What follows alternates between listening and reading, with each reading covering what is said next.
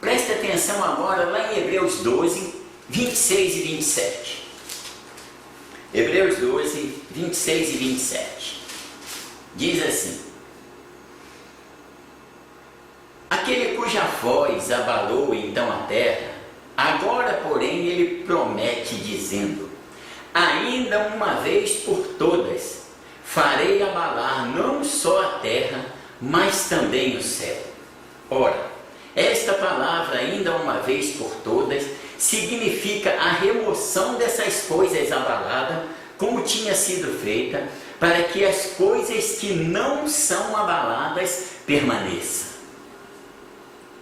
Rapaz, olha que coisa maravilhosa isso aqui. Olha o que diz o verso 27. Ora, esta palavra, ainda uma vez por todas, significa a remoção das coisas abaladas. Olha bem, nessa terra aqui, tudo que é instável, que o pecado contaminou, vai ser abalado, vai ser tirado. Significa remoção das coisas abaladas, como tinha sido feita, para que as coisas que não são abaladas permaneçam. Essas coisas que não são abaladas é o novo céu e a nova terra que Abraão esperava que ia descer do céu. É o mundo vindouro do qual o autor aos Hebreus está falando. E quando diz aqui, e esta palavra mais uma vez, ele buscou isso lá no livro de Ageu, capítulo 2, verso 6, que diz assim: pois assim diz o Senhor dos Exércitos, ainda uma vez, dentre em pouco, farei abalar o céu e a terra, o mar e a terra seca.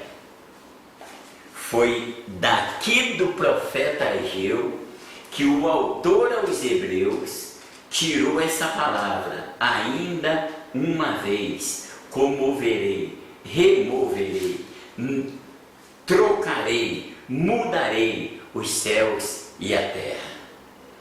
Interessante é que quando Moisés chegou na presença de Deus, lá no monte, Moisés, ele ouviu uma ordem de Deus. Qual foi? Tira o sapato dos pés, porque o lugar que está é terra santa. E Deus estava no meio de quê? Fogo. Porque Deus não pode pisar aonde tem o pecado. E Moisés tinha que tirar o sapato dos pés para poder pisar na presença de Deus.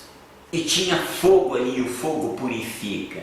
E nós vamos ver como é que vai ser a remoção das coisas abaladas para que as coisas permanentes ficam. Nós vamos ver como é que vai ser a remoção para instalar o mundo vindouro de que Hebreus está falando e de que Abraão também esperava que ia descer do céu. Vamos dar uma ida agora lá em Hebreus 13, 14.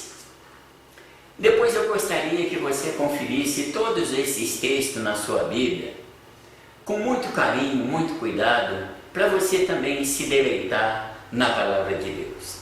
13, 14 diz assim: na verdade, não temos aqui uma cidade permanente, mas buscamos a que há de vir.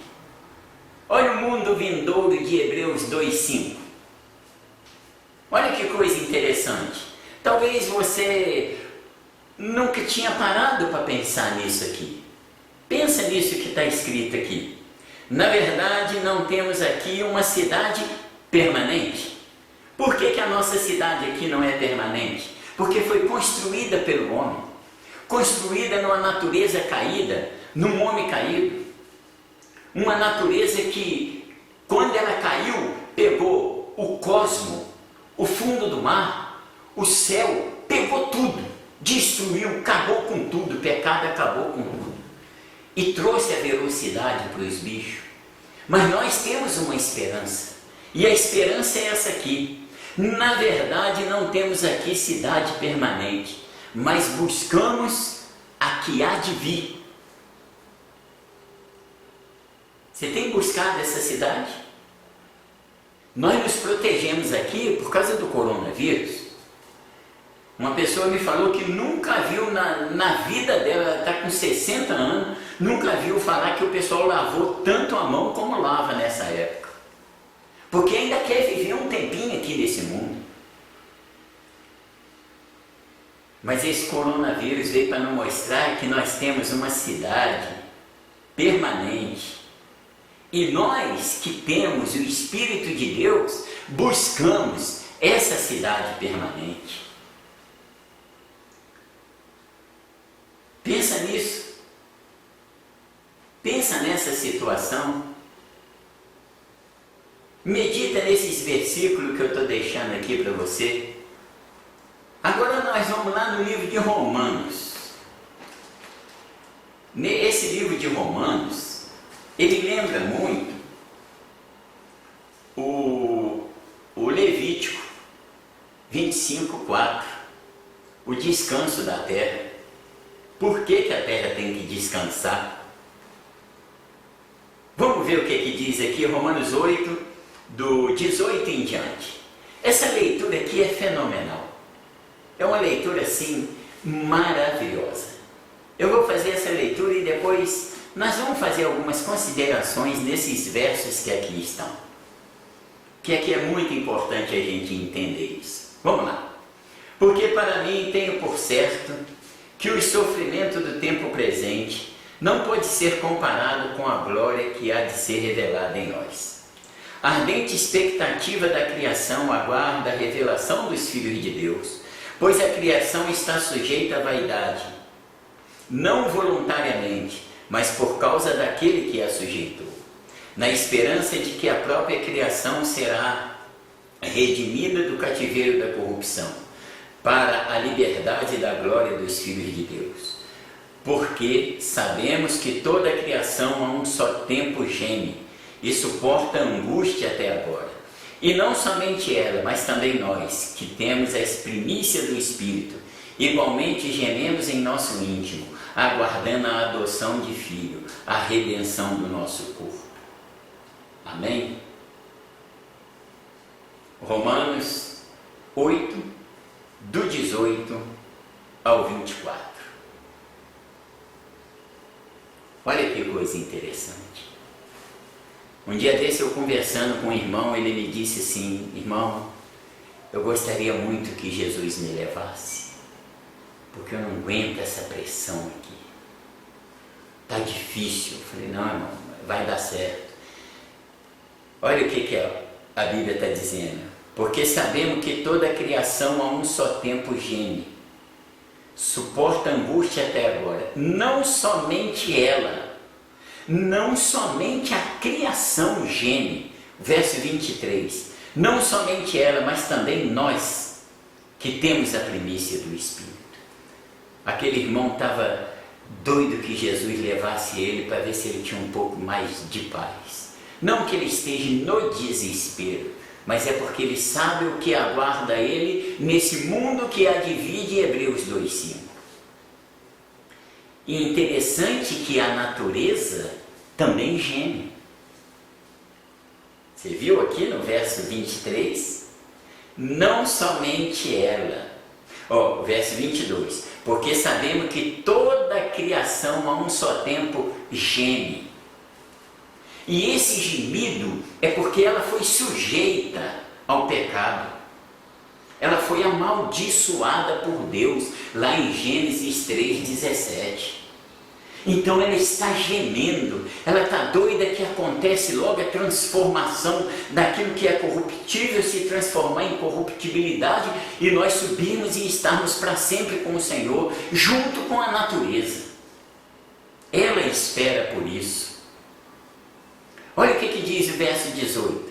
Porque tenho para mim por certo que as aflições do tempo presente não podem se comparar à glória a ser revelada em nós. Que glória é essa que vai ser revelada em nós? Um corpo transformado e glorioso, sem pecado, como o de Jesus está agora, para entrar numa natureza sem pecado, transformada por Deus, para cumprir o que está lá em Isaías 45:18. Que Deus não criou a terra para ser um caos, mas para ser habitada. E Deus não tem plano B. Ele cumpre o plano dele. O plano de tabernáculo com o homem e viver com o homem, Deus cumpre esse plano dele. Não cumpriu lá em Adão, mas vai cumprir no segundo Adão, que é Jesus Cristo. E aqui está dizendo: a ardente expectativa da criação aguarda a revelação dos filhos de Deus, pois a criação está sujeita à vaidade, não voluntariamente, mas por causa daquele que a sujeitou, na esperança de que a própria criação será redimida do cativeiro da corrupção, para a liberdade da glória dos filhos de Deus. A natureza geme, como nós também gememos, como o caso desse irmão que eu falei. Mas o nosso gemido não é de desespero, como a mídia está colocando esse coronavírus em nós. Esse desespero psicológico, não. O nosso gemido é de esperança. É uma esperança que está lá em Coríntios 15. Isso que é mortal vai se revestir de imortalidade. Isso que é corruptível vai se revestir de incorruptibilidade. A natureza vai ser transformada e liberta do cativeiro do pecado, para estarmos sempre com o Senhor. Mas como eu disse,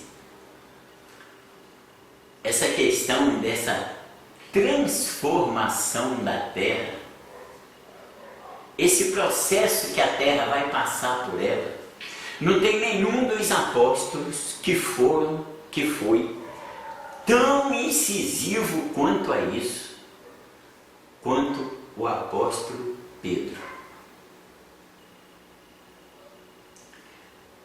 Presta bem atenção no que o apóstolo Pedro falou do que vai acontecer com esta terra, com este céu. Olha bem, vamos lá. No livro de 2 Pedro, capítulo 3. 2 Pedro, capítulo 3. Olha que coisa interessante. Eu gostaria muito que você ligasse esses textos,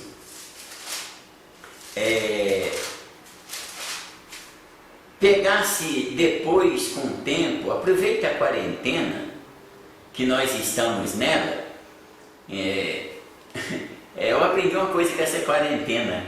É uma quarentena que não é de 40 dias. Isso aí é igual o 1000 anos lá de Apocalipse 20, que 1000 anos que não é 1000 anos, é um espaço de tempo. A quarentena pode durar uma semana, pode durar 40 dias, pode durar 60 dias. Então aproveita esse período que você está em quarentena e pega esse texto de Pedro e liga ele com os outros textos que eu citei aqui. Você vai parando o vídeo aí e vai ligando um texto com o outro.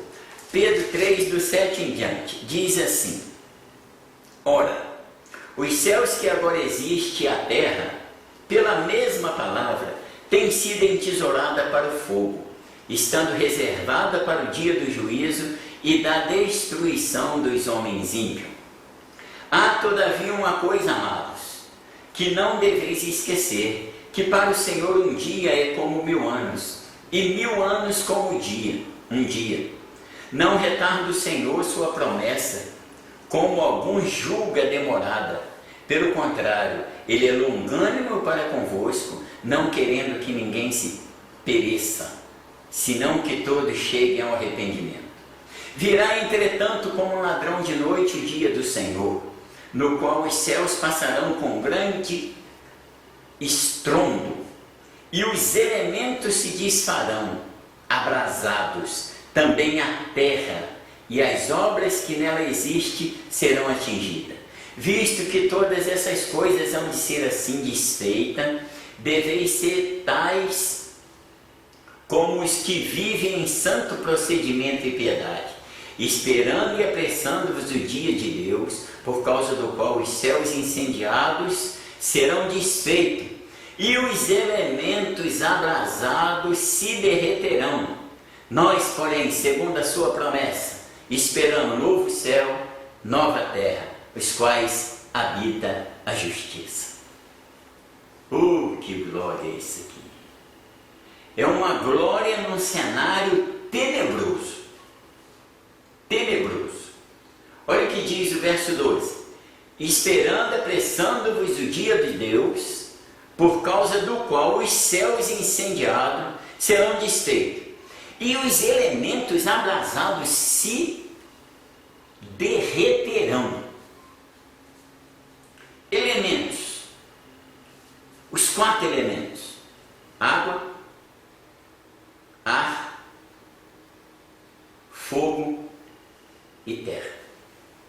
Esses 4 elementos, que a ciência tanto pesquisa eles aí, me parece que é fundamental, não sei, tenho bem certeza, mas os elementos abrasados se derreterão. Toda a obra magnífica lá de Dubai, toda a obra magnífica da França, toda a obra feita nos Estados Unidos, toda a obra feita no Brasil, a sua casa, a minha casa, a nossa casa, tudo vai ser destruído pelo fogo.